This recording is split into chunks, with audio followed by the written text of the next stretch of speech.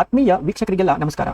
ವೀಕ್ಷಕರೇ, ಈ ವಿಡಿಯೋದಲ್ಲಿ ನಾನು ನಿಮಗೆ ನಿಮ್ಮ ಒಂದು ಹೊಲದ ಪಹಣಿಯನ್ನ ನಿಮ್ಮ ಕಂಪ್ಯೂಟರ್ನಲ್ಲಿ ಅಥವಾ ಮೊಬೈಲ್ನಲ್ಲಿ ಯಾವ ರೀತಿ ನೋಡೋದು, ಯಾವ ರೀತಿ ಡೌನ್ಲೋಡ್ ಮಾಡೋದು, ಮತ್ತೆ ಯಾವ ರೀತಿ ಡಿಜಿಟಲಿ ಸೈನ್ಡ್ ಕಾಪಿಯನ್ನ ಡೌನ್ಲೋಡ್ ಮಾಡಿಕೊಂಡು ಪ್ರಿಂಟ್ಔಟ್ ತಗೊಳ್ಳೋದು ಅಂತೇಳಿ ತಿಳಿಸ್ಕೊಡ್ತೀನಿ. ಈ ವಿಡಿಯೋನ ಶುರು ಮಾಡೋಕ್ಕಿಂತ ಮುಂಚೆ ಯಾರೆಲ್ಲ ನಮ್ಮ ಯೂಟ್ಯೂಬ್ ಚಾನಲ್ನ ಇನ್ನೂ ಸಬ್ಸ್ಕ್ರೈಬ್ ಮಾಡ್ಕೊಂಡಿಲ್ಲ ದಯವಿಟ್ಟು ಸಬ್ಸ್ಕ್ರೈಬ್ ಮಾಡ್ಕೊಳ್ಳಿ. ಹಾಗೆ ಪಕ್ಕದಲ್ಲೇ ಇರುವಂಥ ಬೆಲ್ ಐಕನ್ ಅನ್ನು ಪ್ರೆಸ್ ಮಾಡಿ. ಇದರಿಂದ ನಾವು ಅಪ್ಲೋಡ್ ಮಾಡುವಂಥ ಯಾವುದೇ ವಿಡಿಯೋನ ನೀವು ಮಿಸ್ ಮಾಡ್ಕೊಳ್ಳಿಲ್ಲ. ಹಾಗಾದ್ರೆ ಬನ್ನಿ ವಿಡಿಯೋನ ಶುರು ಮಾಡೋಣ. ಮೊದಲು ನಿಮ್ಮ ಒಂದು ಬ್ರೌಸರ್ ಅನ್ನು ಓಪನ್ ಮಾಡಿ. ಬ್ರೌಸರ್ ಅನ್ನು ಓಪನ್ ಮಾಡಿದ ನಂತರ ಇಲ್ಲಿ ಲ್ಯಾಂಡ್ ರೆಕಾರ್ಡ್ಸ್ ಕರ್ನಾಟಕ ಅಂತೇಳಿ ಟೈಪ್ ಮಾಡಿ.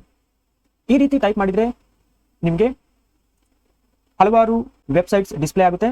ಇದರಲ್ಲಿ ಲ್ಯಾಂಡ್ ರೆಕಾರ್ಡ್ಸ್ ವ್ಯೂ ಅಂತೇಳಿ ಒಂದು ಲಿಂಕ್ ಕಾಣ್ತಾ ಇದೆ ನೋಡಿ ಫ್ರೆಂಡ್ಸ್, ಇದ್ರ ಮೇಲೆ ಕ್ಲಿಕ್ ಮಾಡಿ. ರೈಟ್ ಕ್ಲಿಕ್ ಮಾಡಿ, ಓಪನ್ ಇನ್ ನ್ಯೂ ಟ್ಯಾಬ್ ಅಂತೇಳಿ ಕ್ಲಿಕ್ ಮಾಡಿ. ಇಲ್ಲಿ ನಿಮಗೆ ಒಂದು ನ್ಯೂ ವೆಬ್ ಪೇಜ್ ಓಪನ್ ಆಗುತ್ತೆ. ಈ ನ್ಯೂ ವೆಬ್ ಪೇಜ್ ಅಲ್ಲಿ ನೀವು ನೋಡಬಹುದು current year, old year, MR, mutation status, khata extract, survey document, Akarband, ಇಷ್ಟೊಂದು ಆಪ್ಷನ್ಸ್ ಇದೆ. ಮತ್ತೆ ಕೆಳಗಡೆ you can get the original digitally signed RTC and MR at rtc.karnataka.government.in. ಅಂದ್ರೆ ನಿಮಗೆ ಒಂದ್ ವೇಳೆ ಒರಿಜಿನಲ್ ಪಹಣಿ ಏನಾದ್ರು ಬೇಕಂದ್ರೆ ಮತ್ತೆ ಮ್ಯೂಟೇಷನ್ ಕಾಪಿ ಬೇಕು ಅಂತಂದ್ರೆ ನೀವು rtc.karnataka.government.in ವೆಬ್ಸೈಟ್ಗೆ ಭೇಟಿ ನೀಡಿ ಪಡ್ಕೋಬಹುದು ಅಂತೇಳಿ ಇಲ್ಲಿ ಕೆಳಗಡೆ ಒಂದು ನೋಟಿಸ್ ಅನ್ನ ಡಿಸ್ಪ್ಲೇ ಮಾಡ್ತಿದ್ದಾರೆ. ಈಗ ನಾನು ಮೊದಲು ನಿಮ್ಮ ಒಂದು ಪಹಣಿಯನ್ನ ಹುಡುಕೋದು ಹೇಗೆ ಮತ್ತೆ ಅದನ್ನ ನೋಡೋದು ಹೇಗೆ ಅಂತೇಳಿ ತಿಳಿಸ್ಕೊಡ್ತೀನಿ. ಇಲ್ಲಿ ನಾವು ಪಹಣಿಯನ್ನ ನೋಡ್ಬೇಕು ಅಂತಂದ್ರೆ ನಮಗೆ ಸರ್ವೆ ನಂಬರ್ ಗೊತ್ತಿರಬೇಕು. ಒಂದ್ ವೇಳೆ ಸರ್ವೆ ನಂಬರ್ ಗೊತ್ತಿಲ್ಲ ಅಂತಂದ್ರೆ ನಿಮ್ಮ ಒಂದು ವಿಲೇಜ್ ಅಲ್ಲಿ ನೀವು ಸರ್ವೆ ನಂಬರ್ನ ಎಂಟ್ರಿ ಮಾಡ್ತಾ ಹೋಗ್ಬೇಕಾಗುತ್ತೆ. ಫಾರ್ ಎಕ್ಸಾಂಪಲ್, ಈಗ ನಾನು ಒಂದು ಸರ್ವೆ ನಂಬರ್ನ ಹುಡುಕ್ತೀನಿ, ಅದರಲ್ಲಿರುವಂತಹ ಪಹಣಿಯನ್ನ ನಿಮಗೆ ತೋರಿಸ್ತೀನಿ ನೋಡಿ. ಡಿಸ್ಟ್ರಿಕ್ಟ್ ನ ಸೆಲೆಕ್ಟ್ ಮಾಡ್ಕೊಳ್ಳಿ, ದಾವಣಗೆರೆ, ನಾನು ಉದಾಹರಣೆಗೆ ತೋರಿಸ್ತಾ ಇದ್ದೀನಿ. ತಾಲೂಕು ದಾವಣಗೆರೆಯನ್ನು ಸೆಲೆಕ್ಟ್ ಮಾಡ್ಕೊಂಡೆ, ಹೋಬಳಿ ಕಸ್ಬಾ ಹೋಬಳಿಯನ್ನ ಸೆಲೆಕ್ಟ್ ಮಾಡ್ಕೊಂಡೆ, ವಿಲೇಜ್ ನನ್ನ ಒಂದು ವಿಲೇಜ್ ನ ಸೆಲೆಕ್ಟ್ ಮಾಡ್ಕೊಳ್ತೀನಿ, ಅದು ನೀಲಾನಹಳ್ಳಿ. ಮತ್ತೆ ಇಲ್ಲಿ ಸರ್ವೆ ನಂಬರ್ನ ನಾನು ಎಂಟ್ರಿ ಮಾಡ್ತೀನಿ 38. ಗೋ ಅನ್ನೋದ್ರ ಮೇಲೆ ಕ್ಲಿಕ್ ಮಾಡಬೇಕು. ಸರ್ವೆ ನಂಬರ್ನ ಎಂಟ್ರಿ ಮಾಡಿದಾದ್ಮೇಲೆ ನೆಕ್ಸ್ಟ್ ಇಲ್ಲಿ ಸರ್ನಾಕ್ ಅಂತೇಳಿ ಕೇಳುತ್ತೆ. ಅದರಲ್ಲಿ ಸ್ಟಾರ್ ಅಂತೇಳಿ ಇರುತ್ತೆ, ಅದನ್ನ ಸೆಲೆಕ್ಟ್ ಮಾಡ್ಕೊಳ್ಳಿ. ಮತ್ತೆ ಇಸಾ ನಂಬರ್ ಕೇಳುತ್ತೆ, ಯಾವ್ದಾದ್ರು ಒಂದು ಇಸಾ ನಂಬರ್ನ ಸೆಲೆಕ್ಟ್ ಮಾಡ್ಕೊಳ್ಳಿ. ಈಗ ಫಾರ್ ಎಕ್ಸಾಂಪಲ್ ನಾನು ಇಸಾ ನಂಬರ್ 1ನ ಸೆಲೆಕ್ಟ್ ಮಾಡ್ಕೊಳ್ತೀನಿ. ಮತ್ತೆ ಪೀರಿಯಡ್ ಬಂದು 2019 ಟು ಟಿಲ್ ಡೇಟ್ ಅಂತಿದೆ, ಅಂದ್ರೆ 2022 2023 ಅಂತೇಳಿ ಈ ಒಂದು ಪೀರಿಯಡ್ನ ನಾನು ಸೆಲೆಕ್ಟ್ ಮಾಡ್ಕೊಳ್ತೀನಿ.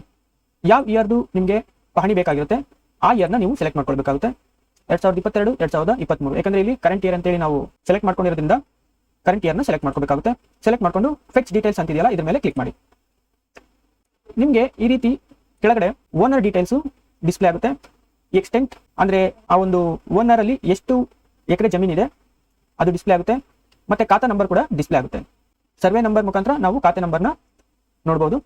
ಮತ್ತೆ ಇಲ್ಲಿ ರೈಟ್ ಸೈಡ್ಗೆ ಡೀಟೇಲ್ಸ್ ಅಂತೇಳಿ ಕಾಣಿಸ್ತಾ ಇದೆ ನೋಡಿ. ಇಲ್ಲಿ ಸರ್ವೆ ನಂಬರು, ಇಸಾ ನಂಬರು, ಮತ್ತೆ ಯಾವ ಇಯರ್ ಸೆಲೆಕ್ಟ್ ಮಾಡ್ಕೊಂಡಿದೀವಿ ಅದು ಡಿಸ್ಪ್ಲೇ ಆಗುತ್ತೆ.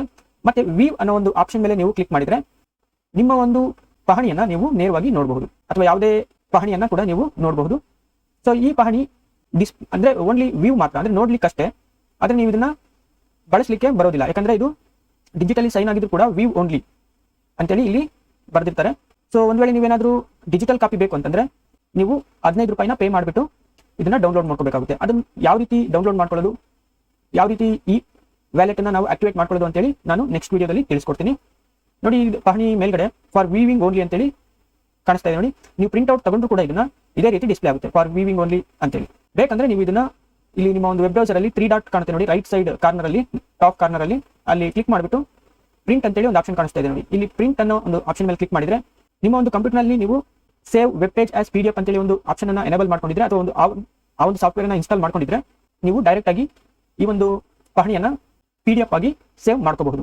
ಸೊ ನೋಡಿದ್ರಲ್ಲ ಫ್ರೆಂಡ್ಸ್, ಯಾವ ರೀತಿ ನಮ್ಮ ಒಂದು ಕಂಪ್ಯೂಟರ್ ನಲ್ಲಿ ನಮಗೆ ಬೇಕಾಗಿರುವಂತಹ ಪಹಣಿಯನ್ನ ಅಂದ್ರೆ RTC ಪಹಣಿಯನ್ನ ಯಾವ ರೀತಿ ನೋಡೋದು, ಯಾವ ರೀತಿ ಸರ್ಚ್ ಮಾಡೋದು, ಮತ್ತೆ ನಾವು ಹುಡುಕ್ತಿರುವಂತಹ ಪಹಣಿ ಸರಿಯಾಗಿದ್ರೆ ಯಾವ ರೀತಿ ನಾವು ಸೇವ್ ಮಾಡ್ಕೋಬಹುದು, ಅಥವಾ ಯಾವ ರೀತಿ ಪ್ರಿಂಟ್ ಔಟ್ ತಗೊಳ್ಳೋದಕ್ಕೆ PDF ಆಗಿ ಯಾವ ರೀತಿ ಸೇವ್ ಮಾಡ್ಕೊಳ್ಳೋದು ಅಂತೇಳಿ ಈ ವಿಡಿಯೋದಲ್ಲಿ ತಿಳಿಸ್ಕೊಟ್ಟಿದ್ದೀನಿ. ಈ ಮಾಹಿತಿ ಇಷ್ಟ ಆಗಿದ್ರೆ ಈ ವಿಡಿಯೋನ ಲೈಕ್ ಮಾಡಿ, ಶೇರ್ ಮಾಡಿ, ಹಾಗೆ ಸಬ್ಸ್ಕ್ರೈಬ್ ಮಾಡ್ಕೊಳ್ಳೋದನ್ನ ದಯವಿಟ್ಟು ಮರಿಬೇಡಿ. ಮತ್ತೆ ಮುಂದಿನ ವಿಡಿಯೋದಲ್ಲಿ ಸಿಗ್ತೀನಿ. ಅಲ್ಲಿವರೆಗೂ ಶುಭವಾಗಲಿ.